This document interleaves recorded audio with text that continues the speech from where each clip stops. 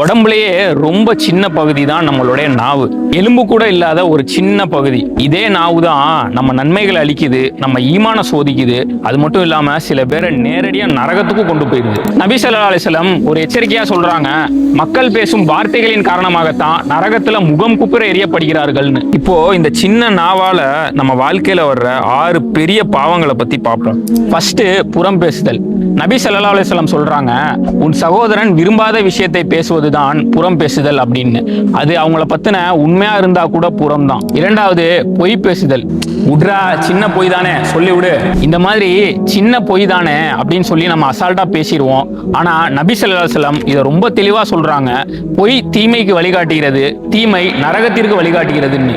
மூன்றாவது, கேலி செய்தல். இதை பத்தி திருக்குரான்ல அல்லாஹ்வே எச்சரிக்கிறான், ஈமான் கொண்டவர்களே, ஒரு கூட்டம் இன்னொரு கூட்டத்தை கேலி செய்ய வேண்டாம், அவர்கள் உங்களை விட சிறந்தவர்களாக இருக்கலாம்னு. சாதாரணமா சிரிக்கிற சிரிப்பு கேலிதான், ஆனா அல்லாஹ்வோட பார்வையில நம்மளை பெருமையானவனா ஆக்கிடும். நாலாவது, சாபம் விடுதல். நீ எல்லாம் நல்லா இருப்பியா, நாசமா போயிடுவ. இந்த மாதிரி சாபம் விடுறதுலாம் ஒரு முஸ்லிமுடைய பண்பே இல்லை.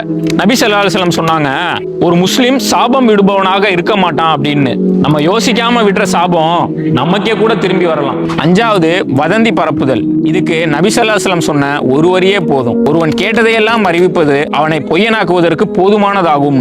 ஆறாவது, வாக்குறுதி மீறல். நபி ஸல்லல்லாஹு அலைஹி வஸல்லம் தெளிவா சொன்னாங்க, முனாஃபிக்கின் அடையாளம் 3. பேசினால் பொய் பேசுவான், வாக்குறுதி கொடுத்தால் மீறுவான், நம்பினால் துரோகம் செய்வான்.